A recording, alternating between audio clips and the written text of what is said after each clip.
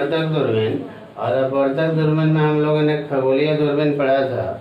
और अपवर्तक दूरबीन में जो प्रतिबिंब बढ़ता है वो अपवर्तन के कारण, रिफ्रैक्शन के कारण बनता है। आज हम लोग पढ़ेंगे परावर्तक दूरबीन। परावर्तक दूरबीन में परावर्तन के कारण प्रतिबिंब बनता है। एक होता है कैसेग्रेन का दूरबीन और एक न्यूटन का दूरबीन होता है। और परावर्तक दूरबीन में परावर्तन के कारण प्रतिबिंब बनता है, इसलिए प्रकाश का अवशोषण बहुत कम होता है। इसमें क्रोमेटिक एबेरेशन, वर्ण व्युत्पन्न बहुत कम होता है। तो हम लोग पढ़ते हैं परावर्तक दूरबीन। परावर्तक दूरबीन, परावर्तक दूरबीन, reflecting type telescope, reflecting type telescope, reflecting type telescope, reflecting type telescope. इसमें रिफ्लेक्टिंग टाइप टेलीस्कोप में परावर्तन के कारण तुम दो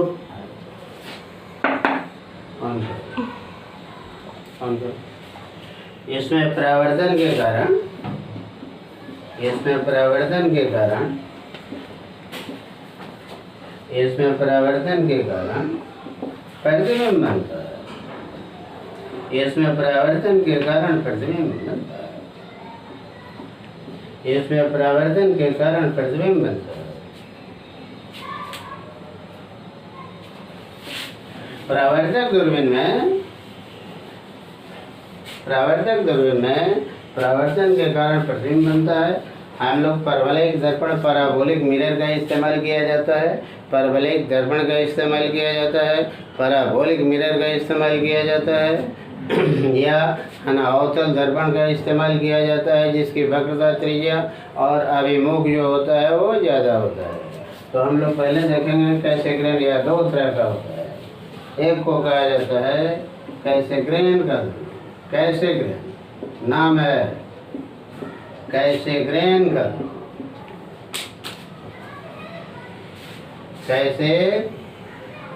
कैसेग्रेन का,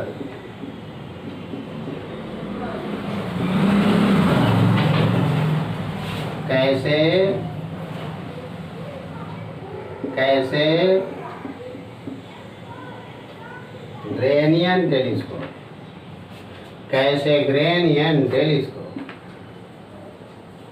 कैसेग्रेनियन टेलीस्कोप, कैसेग्रेन का। और दूसरा है न्यूटन का,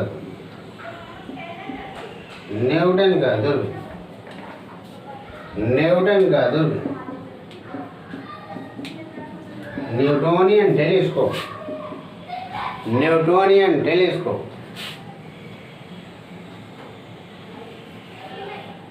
न्यूटोनियन टेलीस्कोप, न्यूटोनियन टेलीस्कोप।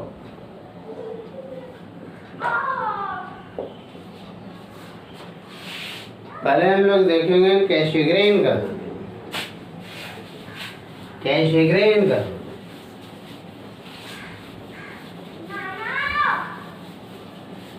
कैसेग्रेन का, कैसेग्रेन का दूरबीन,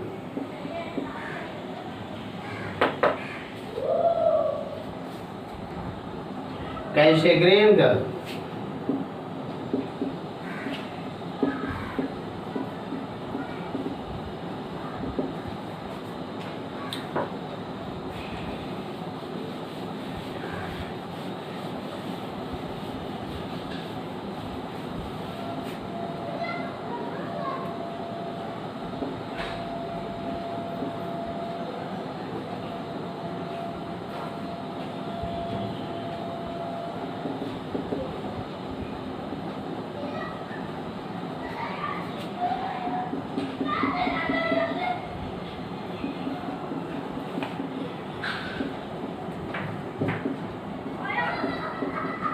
ऑब्जेक्टिव मिरर,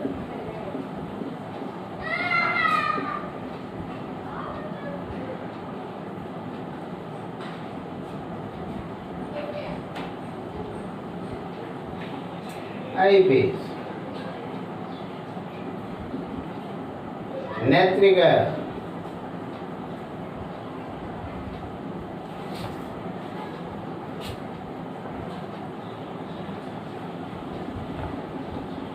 रिफ्लेक्टिंग मिरर,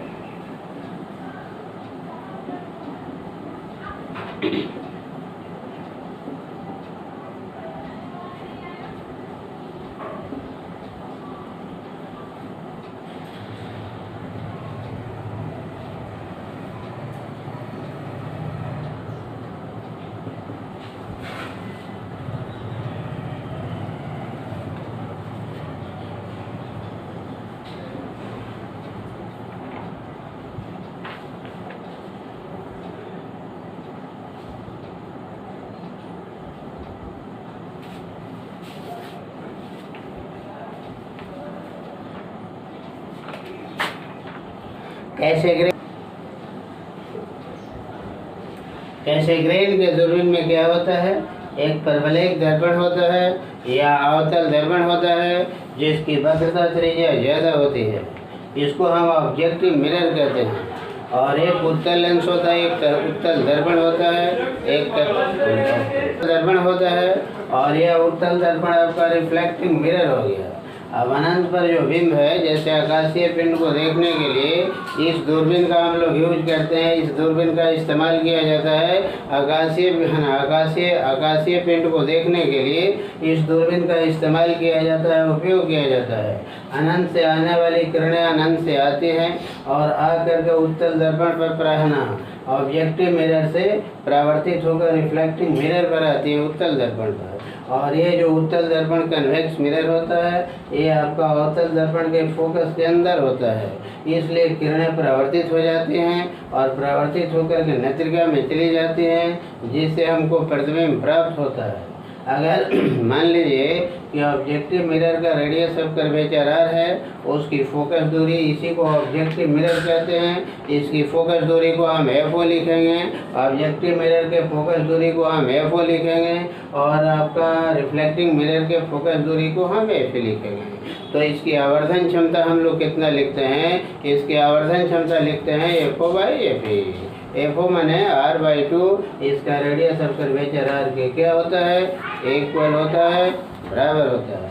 इसे कैसेग्रेन ने बनाया, इसलिए इसे कैसेग्रेनियन टेलीस्कोप कहा जाता है। कैसेग्रेनियन टेलीस्कोप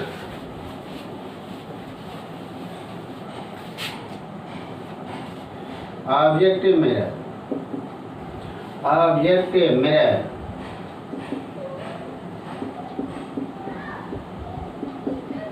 ऑब्जेक्टिव मिरर या अधिक फोकस दूरी या अधिक फोकस दूरी तथा बड़े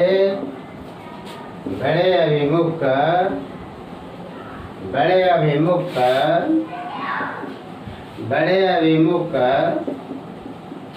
एक उत्तल लेंस होता है, एक उत्तल लेंस होता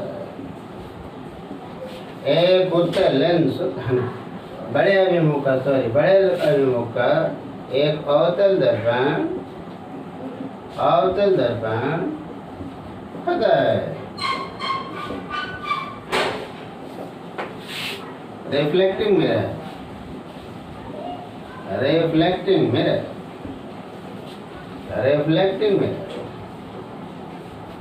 या कम फोकस दूरी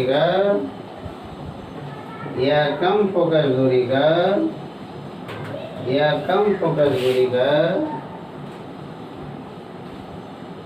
एक उत्तल दर्पण होता है,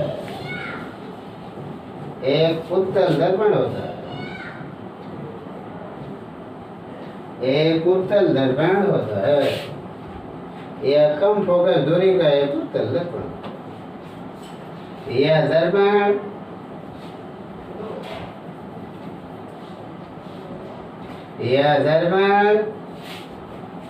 अवतल दर्पण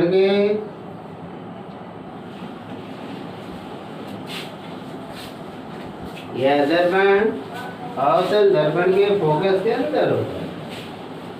यह दर्पण अवतल दर्पण के फोकस के अंदर, यह दर्पण अवतल दर्पण के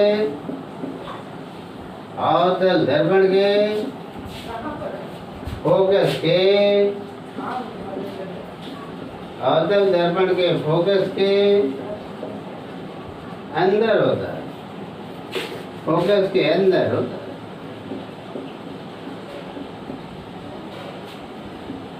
अनंत से आने वाली किरणें अवतल दर्पण से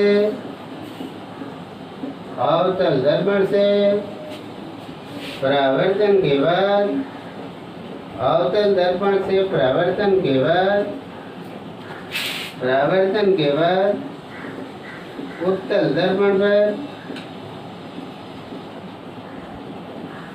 पर आती हैं, उत्तल दर्पण पर आती हैं। उत्तल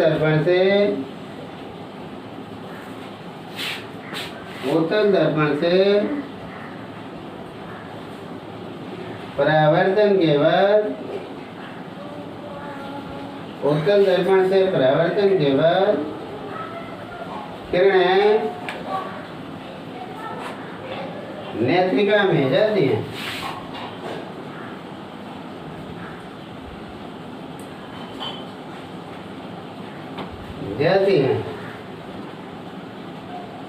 नेत्रिका में जाती हैं, प्रतिबिंब नेत्रिका में जाती हैं, प्रतिबिंब प्राप्त होता है, प्रतिबिंब प्राप्त होता है।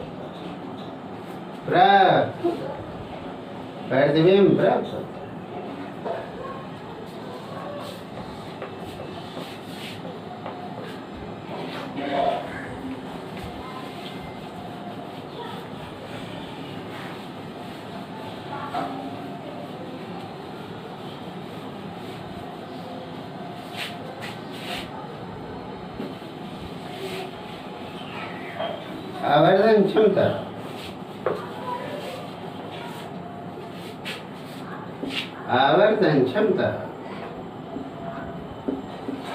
आवर्धन क्षमता मैग्नीफाइंग पावर बराबर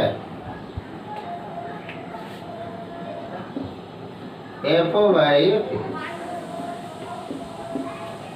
जहाँ FO ऑब्जेक्टिव मिरर,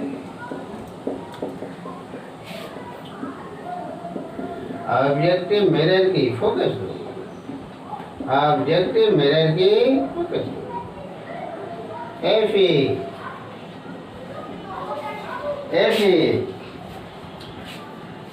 उत्तल लेंस की फोकस होगी, उत्तल लेंस की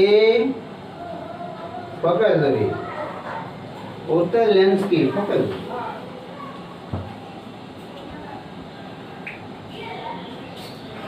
क्योंकि FO बराबर R/2, इसलिए M = R/2 FE। R क्या है? वक्रता त्रिज्या, वक्रता त्रिज्या।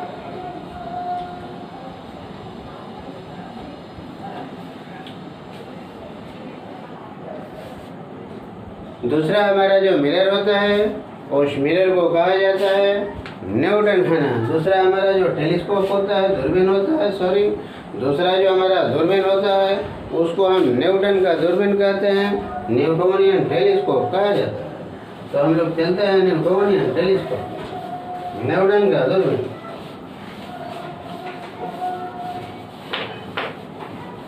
न्यूटन का दूरबीन, न्यूटन का दूरबीन।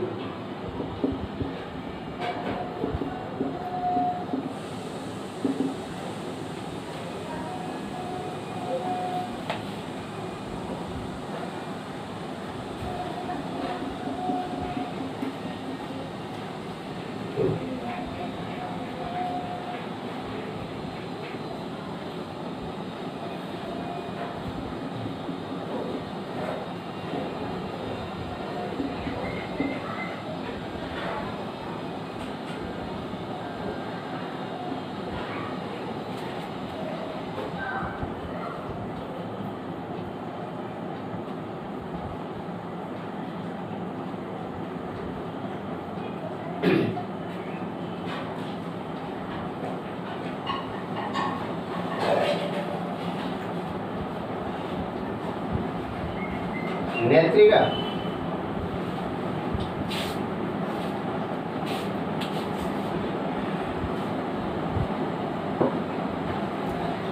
न्यूटन के दूरबीन में आपको क्या होता है?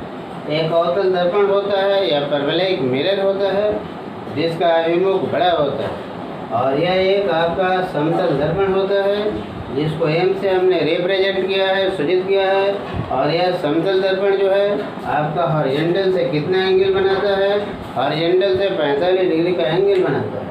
अब ये जो अवतल दर्पण है, इस अवतल दर्पण में किरणें जो आती हैं अनंत से, जो आपस में समांतर होती हैं, ये आपका समतल दर्पण पर जाती हैं।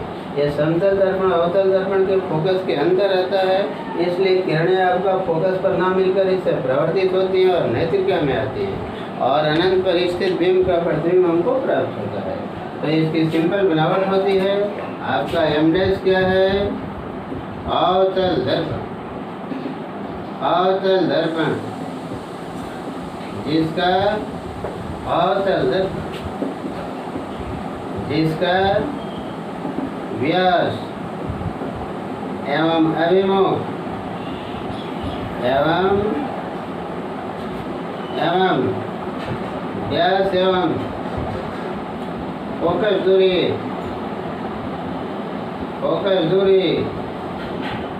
ज़्यादा होती है। फोकस दूरी ज़्यादा होती है। फोकस दूरी ज़्यादा होती है।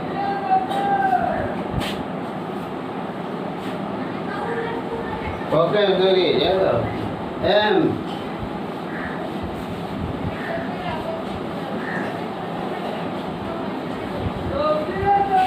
एम समतल दर्पण, समतल दर्पण, एम समतल दर्पण जो क्षैतिज से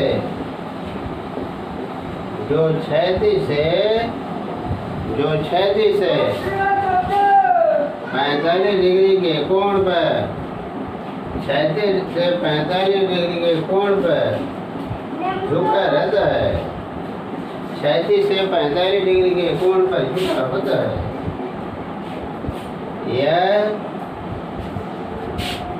यह अवतल दर्पण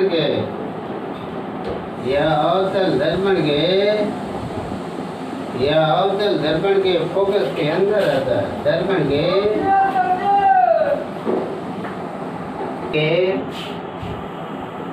फोकस तल, यह अवतल दर्पण के फोकस तल के अंदर होता है। यह अवतल दर्पण के फोकस तल के अंदर होता है। अवतल दर्पण के फोकस तल के अंदर होता है। अनंत से आने वाली किरणें अवतल दर्पण से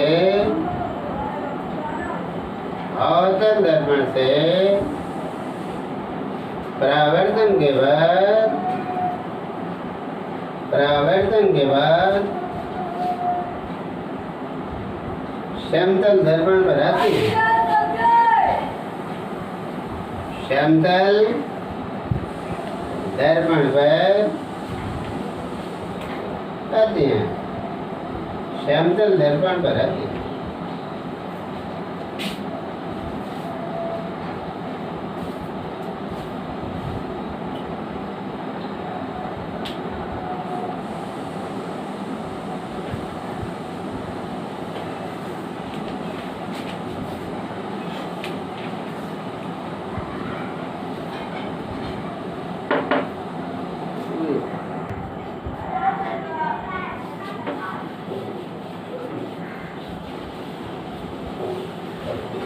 समतल दर्पण से परावर्तन के बाद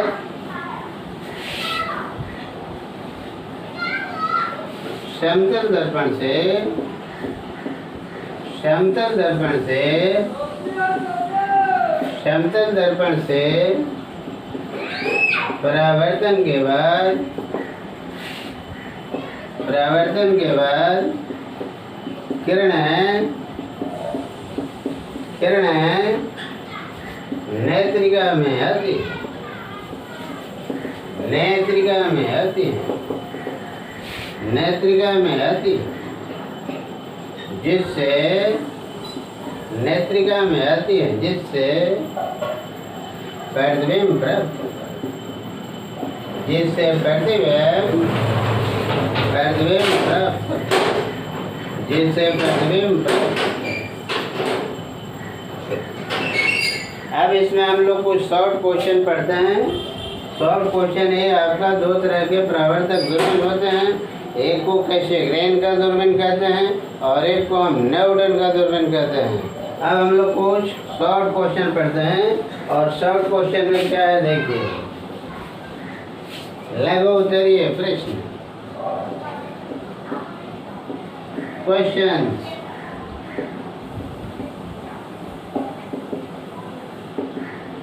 Questions 2 marks, 2 marks, question 2 marks। संयुक्त सूक्ष्मदर्शी में, संयुक्त सूक्ष्मदर्शी में, संयुक्त सूक्ष्मदर्शी में अभिदृश्य का द्वारा, अभिदृश्य का द्वारा, अभिदृश्य का द्वारा छोड़ा लिया जाता है। संयुक्त सूक्ष्मदर्शी में अभिदृश्य का द्वारा छोड़ा लिया जाता है, छोड़ा लिया जाता है, छोड़ा लिया जाता है। क्या इसको जान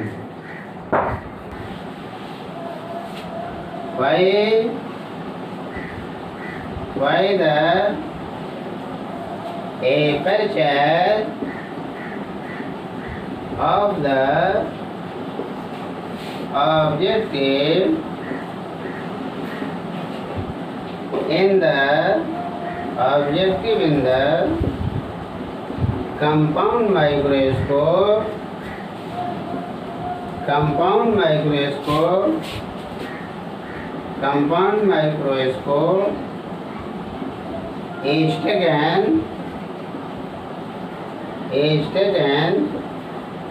small।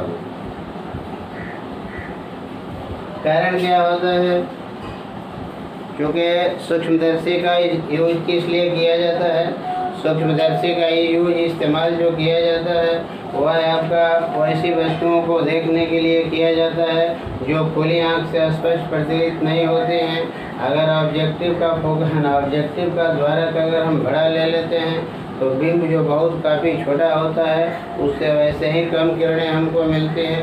उससे चलने वाली किरणें जो होती होंगी वह अधिक क्षेत्रफल में फैलेंगी और फैलने का मतलब ये होता है कि उनका अवशोषण ज़्यादा होगा और अवशोषण ज़्यादा होगा तो प्रतिबिंब की तीव्रता घटेगी, प्रतिबिंब की तीव्रता कम हो जाएगी, प्रतिबिंब की तीव्रता कम हो जाएगी।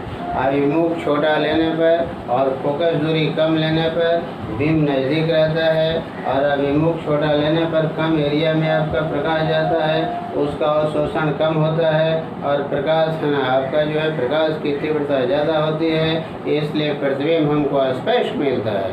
तो प्रतिबिंब स्पष्ट प्राप्त करने के लिए अभिदृश्य का जो द्वारक है उसको छोटा लिया जाता है।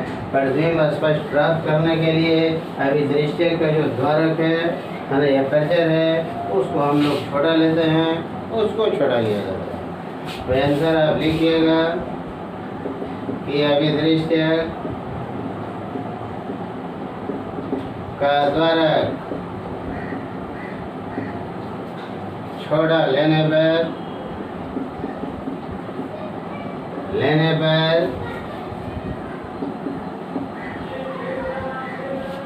छोटा लेने पर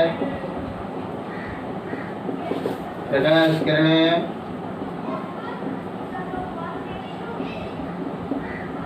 कम क्षेत्रफल पर, प्रकाश किरणें कम क्षेत्रफल पर आती हैं, प्रकाश किरणें कम क्षेत्रफल पर आती हैं।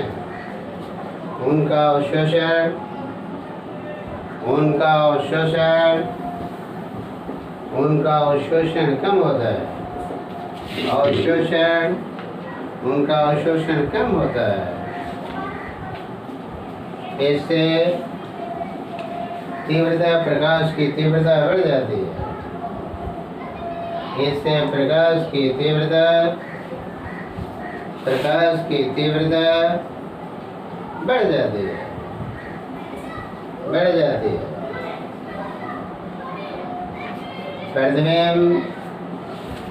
प्रतिबिंब स्पष्ट प्राप्त होता है।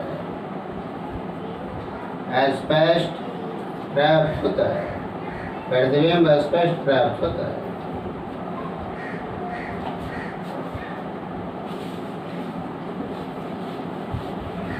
प्रतिबिंब स्पष्ट प्राप्त होता है।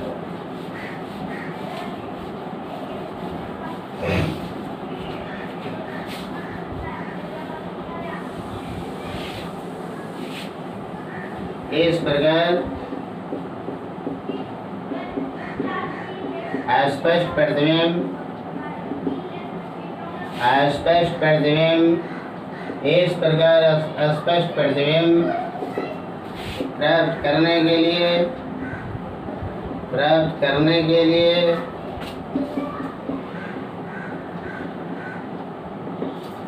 अभिदृश्य का द्वारा छोड़ा लिया जाता है।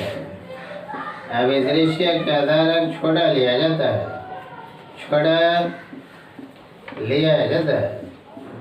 अभिदृश्य का द्वारा छोड़ा लिया जाता है।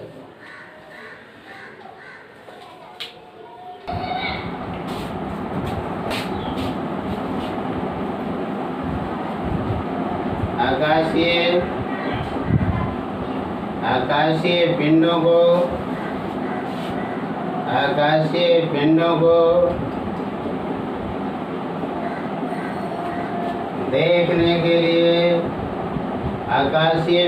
को देखने के लिए खगोलीय दूरबीन के स्थान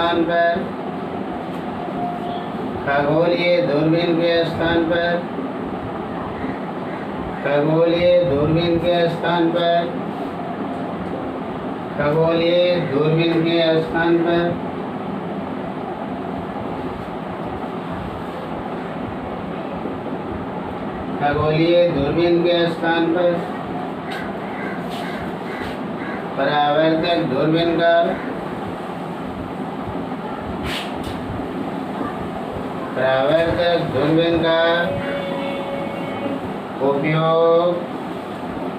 परावर्तक दूरबीन का उपयोग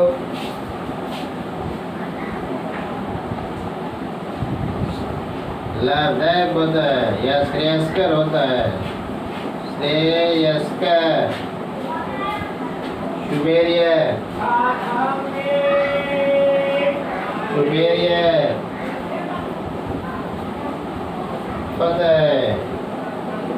सुपेरियर होता है क्या?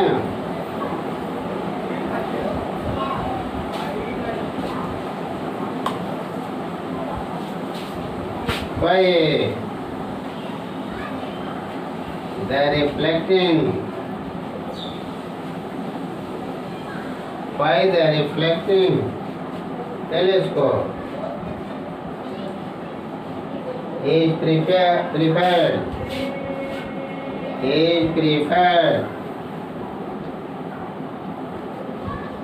to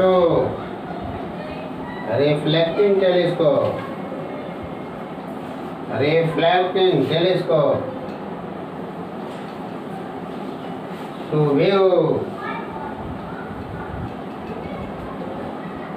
view the celestial body,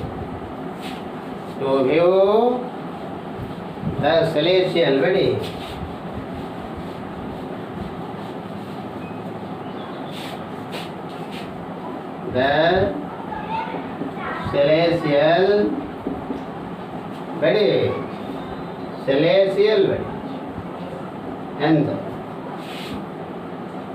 अपवर्तक दूरबीन में जो आपका इमेज बनता है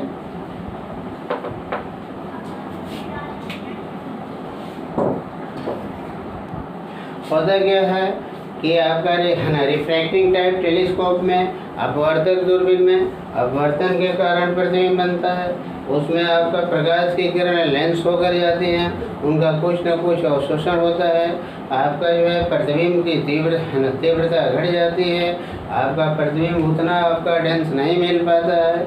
दूसरी बात ये होती है कि वर्ण विपतन, जिसको हम क्रोमेटिक एब्रेशन कहते हैं, गोलीय विपतन जिसको स्फेरिकल एब्रेशन कहते हैं, ये आपका उसमें ज़्यादा होता है, इसलिए प्रतिबिंब हमको क्लियर नहीं मिल पाता है। परावर्तक दूरबीन में क्या होता है, परावर्तक दूरबीन में परावर्तन के कारण इमेज बनता है, और परावर्तन के कारण इमेज बनता है तो उस हालत में प्रकाश की किरणें परावर्तित होती हैं, उनका अवशोषण नहीं के बराबर होता है। साथ साथ वर्ण विपतन और गोलीय विपतन नेग्लिजिबल होता है, नगण्य होता है, किसी भी बिंब का प्रतिबिंब हमको स्पष्ट मिलता है। और यही कारण है कि अपवर्तक दूरबीन के स्थान पर परावर्तक दूरबीन का इस्तेमाल किया जाता है, उपयोग किया जाता है।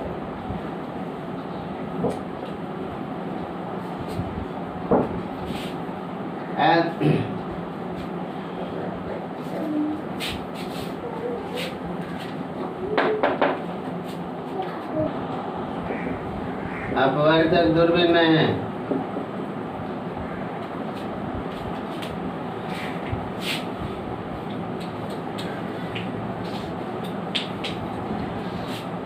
अपवर्तक दूरबीन में प्रतिबिंब अपवर्तन के कारण बनता है। अपवर्तन के कारण बनता है। अपवर्तन के कारण बनता है। अपवर्तन के कारण बनता है। प्रकाश की किरणों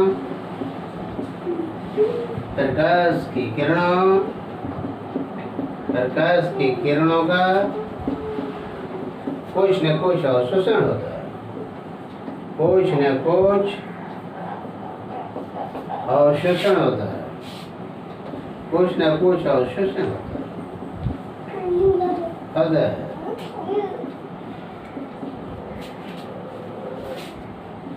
तीव्रता घट जाती है, तीव्रता घट जाती है,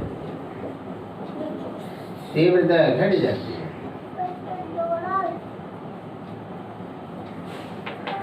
तीव्रता घट जाती है। साथ ही साथ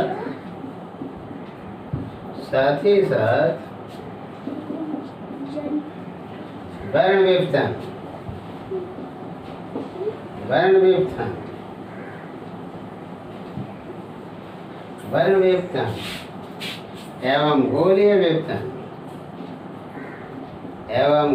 विपतन गोलीय विपतन कम होता है, गोलीय विपतन होता है। आकाशीय पिंड का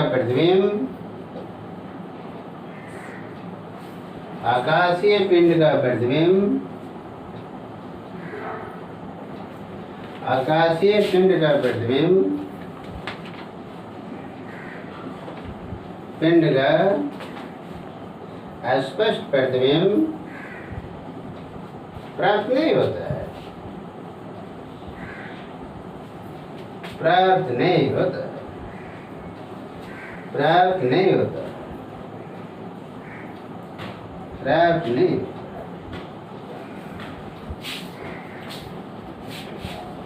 परावर्तक दूरबीन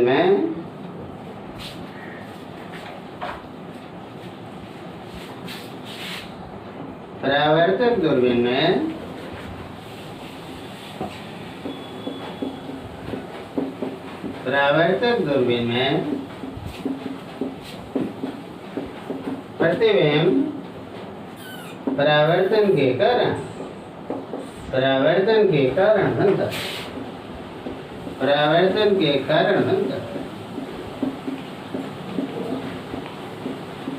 किरणों का अवशोषण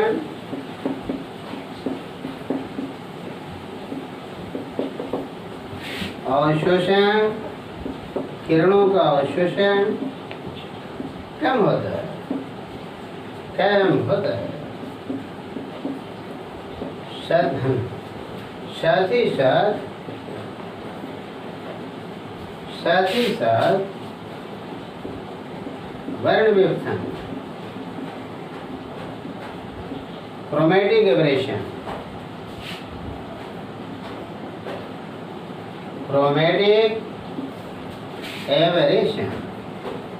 वर्ण विपथन को क्रोमेटिक एबरेशन एवं गोलीय विपथन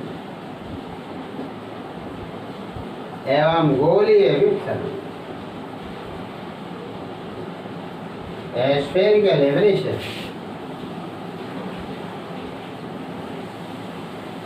एबरेशन कम होता है, नगण्य होता है।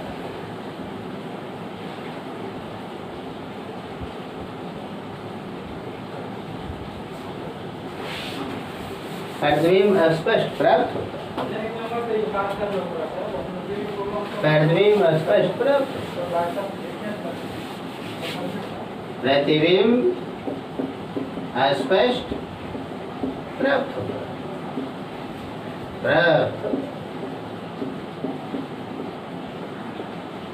थर्ड क्वेश्चन, दूर स्थित तारे खुली आंख से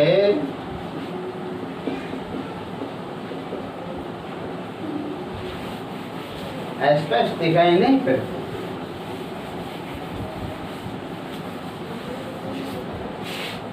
स्पष्ट दिखाई नहीं पड़ते,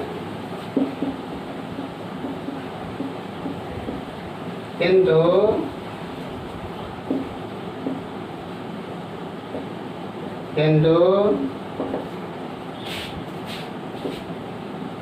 दूरबीन से वे स्पष्ट दिखाई पड़ते हैं, दूरबीन से वे स्पष्ट दिखाई पड़ते हैं, दूरबीन से वे स्पष्ट दिखाई पड़ते हैं।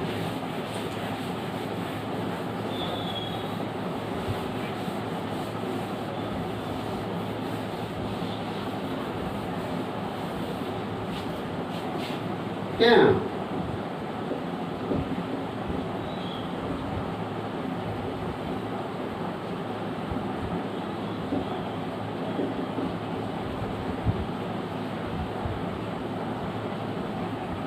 the stars are not seen clearly by the naked eye, by the naked eye.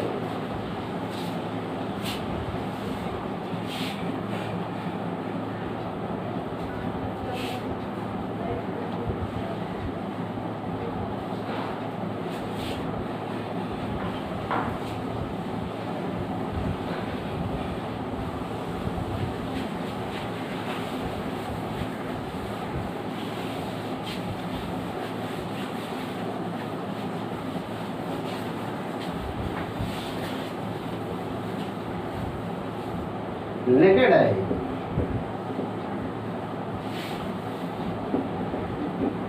but they are seen clearly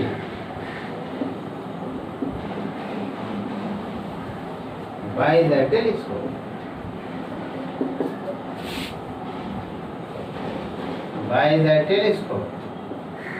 कोई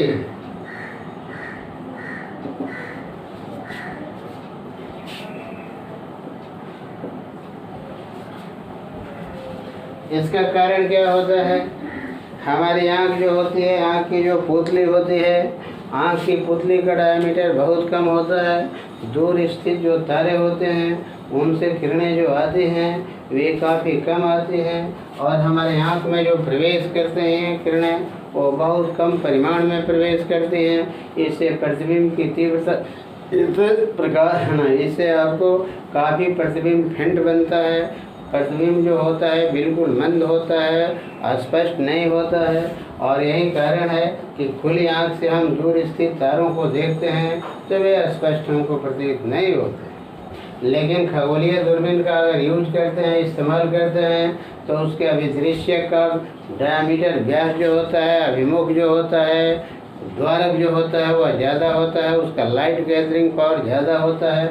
वह अधिक से अधिक प्रकाश को गैदर करता है, एकत्रित करता है। वो अधिक से अधिक प्रकाश को आपका गैदर करता है, एकत्रित करता है और उसको संश्लेषित करता है।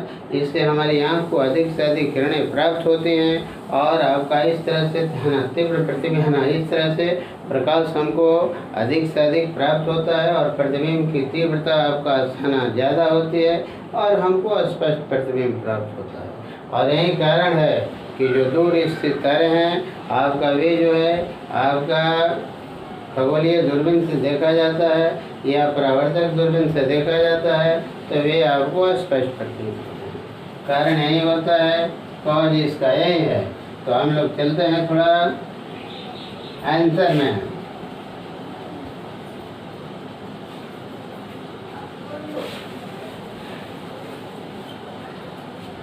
आंसर, आँख की पुतली, आँख की पुतली, आँख की पुतली का व्यास, आँख की पुतली का व्यास कम होता है।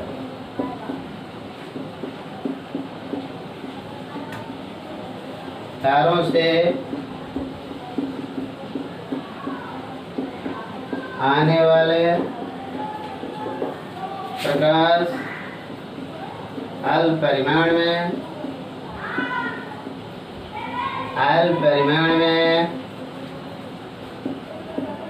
आँख में प्रवेश करता है, आँख में प्रवेश करता है, आँख में प्रवेश करता है, अल्प परिमाण में आँख में प्रवेश करता है।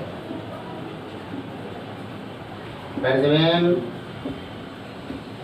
स्पष्ट प्राप्त नहीं होता है, प्रतिबिंब स्पष्ट प्राप्त नहीं होता है, नहीं होता है, प्रतिबिंब स्पष्ट प्राप्त नहीं होता। दूरबीन है ना, खगोलीय दूरबीन या दूरबीन के अभिदृश्य, दूरबीन के अभिदृश्य का अभिमुख, दूरबीन के अभिदृश्य का अभिमुख ज़्यादा होता है। वह अधिक से अधिक किरणों को, वह अधिक से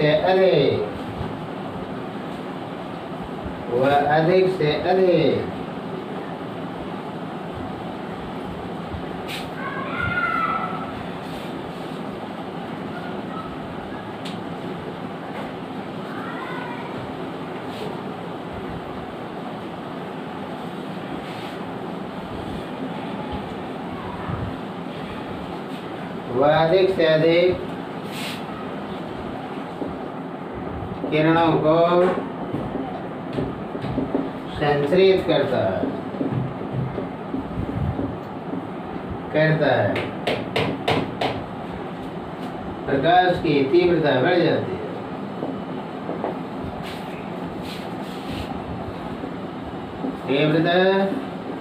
प्रकाश की तीव्रता बढ़ जाती है, प्रकाश की तीव्रता बढ़ जाती है। प्रतिबिंब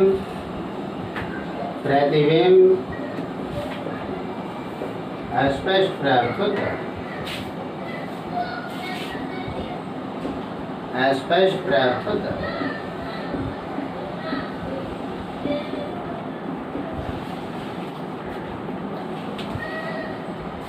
अब हम लोग अगले चैप्टर में चलते हैं त्रिपार्श्व प्रिज्म। त्रिपार्श्व प्रिज्म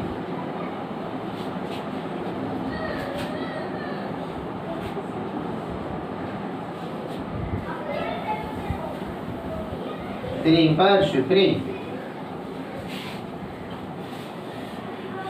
त्रिपार्श्व है क्या?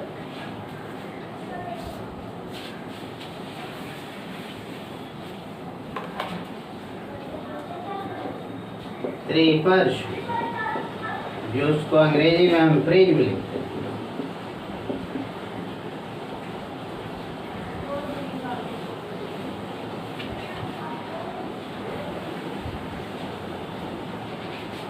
या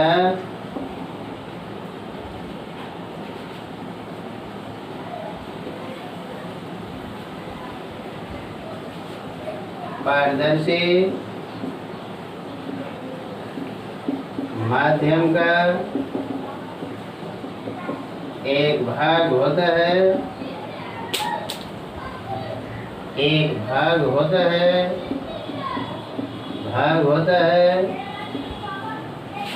जिसमें दो समतल पृष्ठ, दो समतल अपवर्तक पृष्ठ होते हैं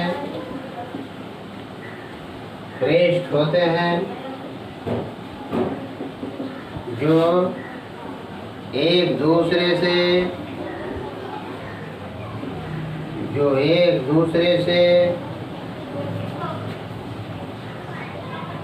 एक सीधी कोर पर मिलते हैं। एक सीधी कोर पर, एक सीधी कोर एज एज कोर पर मिलते हैं,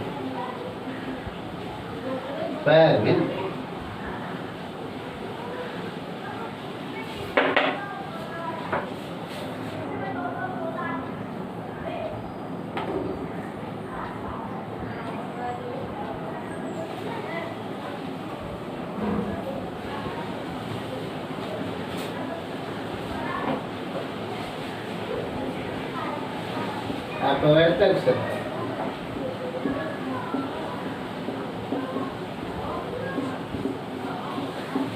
रिफ्रैक्टिंग सतह,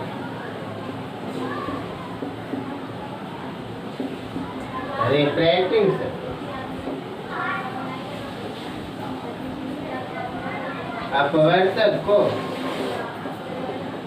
अपवर्तक को refracting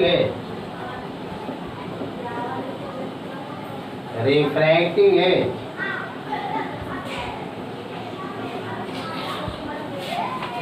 angle of the prism का कोण, angle of the prism.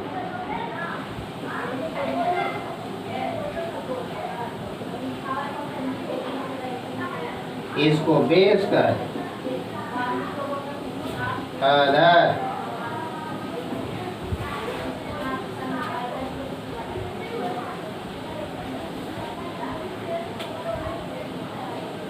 Prism जो होता है यह आपका पारदर्शी माध्यम का एक टुकड़ा होता है जिसके दो समतल अपवर्तक सतह होते हैं। प्रिज्म के दो समतल अपवर्तक सतह होते हैं, एक ये समतल अपवर्तक सतह होता है, एक ये होता है, और दोनों अपवर्तक सतह जो है एक सीधी कोर पर एक दूसरे से मिलते हैं जिसको हम अपवर्तक कोर कहते हैं। और इन दोनों अपवर्तक जो सतह होते हैं इनके बीच जो प्रिज्म मटेरियल के अंदर एंगल बनता है, कोण बनता है, उसी को हम एंगल ऑफ प्रिज्म कहते हैं। और प्रिज्म का यह आधार कहलाता है, प्रिज्म का यह बेस कहलाता है। नीचे जो आप देख रहे हैं इसको हम प्रिज्म का बेस कहते हैं, इसको हम प्रिज्म का आधार कहते हैं। प्रिज्म के आधार से होकर के आपका किरण नहीं जाती है। तो ये जो अपवर्तक सतह जो प्लेन होते हैं, ये प्लेन अपवर्तक सतह जिस सीधी कोर पर मिलते हैं उसी सीधी कोर को अपवर्तक कोर कहा जाता है। और दोनों अपवर्तक सतह के बीच जो एंगल बनता है उसी एंगल को एंगल ऑफ प्रिज्म कहते हैं, या रिफ्रैक्टिंग एंगल भी उसको कहते हैं। अब सवाल उठता है कि हम प्रिज्म से अगर प्रकाश की कोई किरण जाती है तो उसका विचलन कितना होता है, उसका डेविएशन कितना होता है, उसका विचलन कितना होता है, इसको हम लोग देते हैं कि प्रिज्म से कोई अगर किरण जाती है तो उसका विचलन कितना होगा, डेविएशन कितना होगा। Deviation of a ray passing through a prism, deviation of a ray passing through a prism.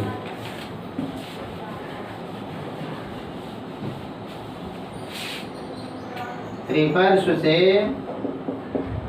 यानी प्रिज्म से होकर जाने वाली, प्रिज्म से होकर जाने वाली किरण का विचलन, प्रिज्म से होकर जाने वाली किरण का विचलन, डेविएशन ऑफ ए रे, डेविएशन ऑफ ए रे passing through the prism, passing through the prism।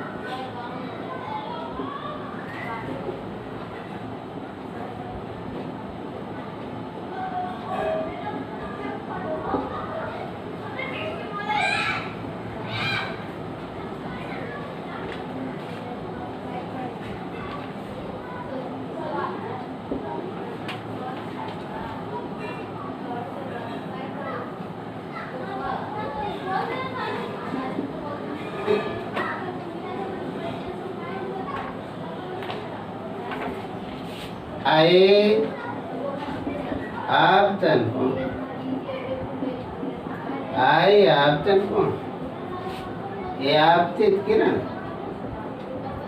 आपतित किरण, ये जो आपका है निर्गत किरण, निर्गत किरण,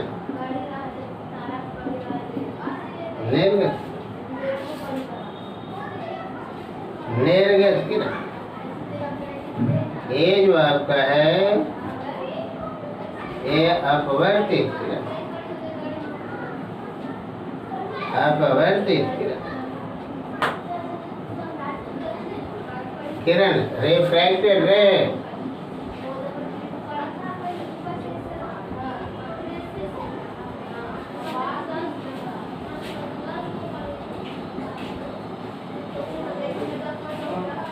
आपतन कोण, angle of incidence,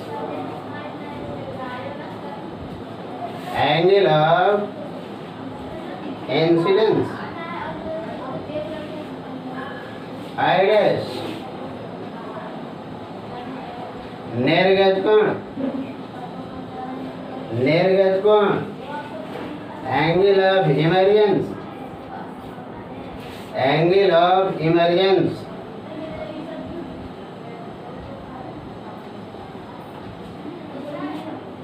और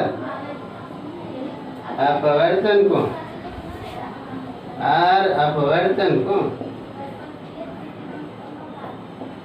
और अपवर्तन कोण, r dash,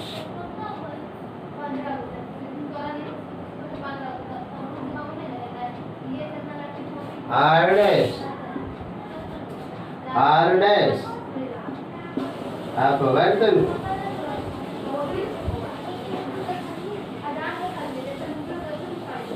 angle of refraction, angle of refraction, delta जो लिखा गया है विचलन, डेल्टा जो लिखा गया है विचलन को, विजिलेंट कौन? Angle of deviation.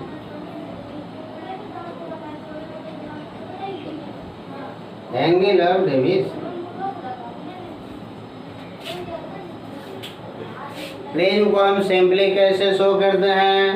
प्रिज्म को हम सिंपली इस तरह से शो करते हैं। यह अपवर्तक सतह हो गया, यह अपवर्तक सतह हो गया, यही आपका एंगल ऑफ द प्रिज्म हो गया। ये निर्गत किरण किसको, हमने बहुत पहले भी आपको बताया था कि निर्गत किरण किसको कहा जाता है। तो हमने बताया था आपको कि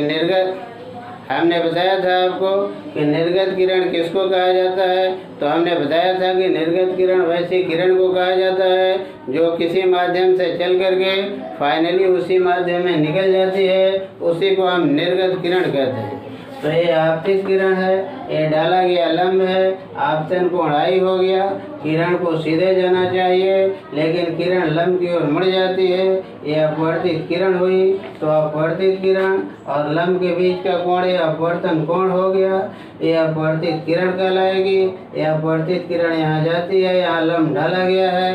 ये भी आपको आर डैश जो देख रहे हैं, ये आर डैश है। ये आर डैश जो देख रहे हैं, ये आर डैश जो आप देख रहे हैं, ये आर डैश है। ये आर डैश जो देख रहे हैं, ये आर डैश है।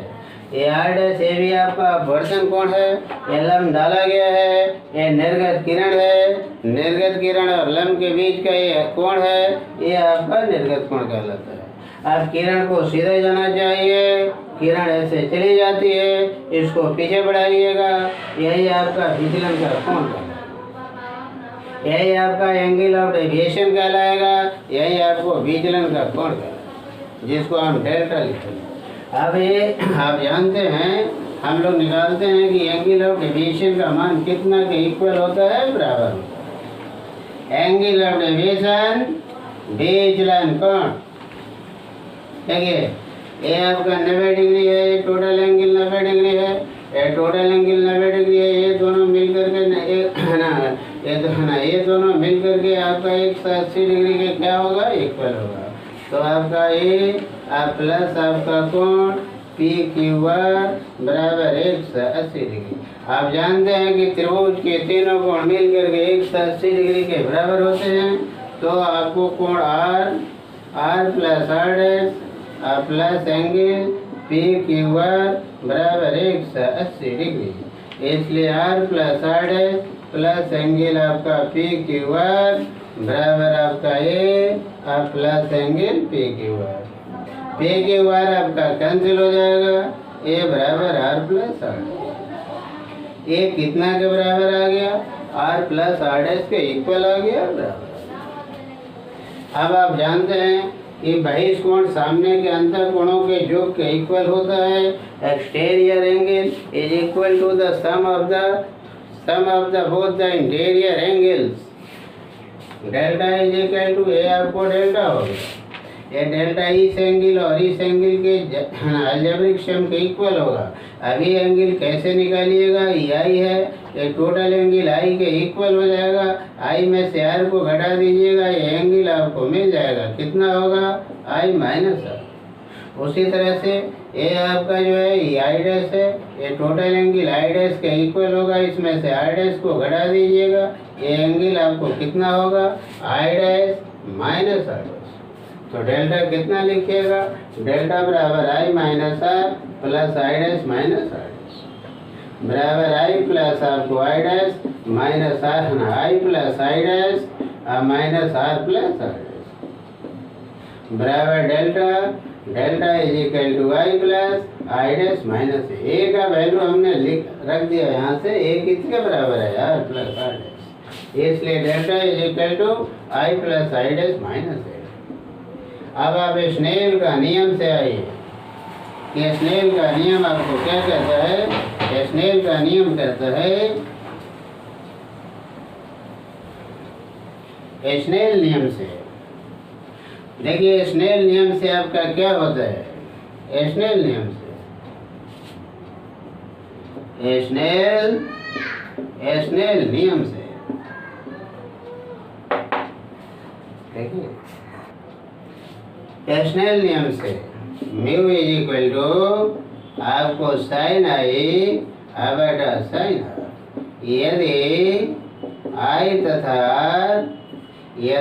तथा छोटे हों, आई तथा आपका छोटे हों तो sine i approximately equal to i और sine r approximately equal to i, mu approximately equal to i by r. इसलिए आप आई कितना लिखेंगे, म्यू इंटू आई। इसी प्रकार इसी प्रकार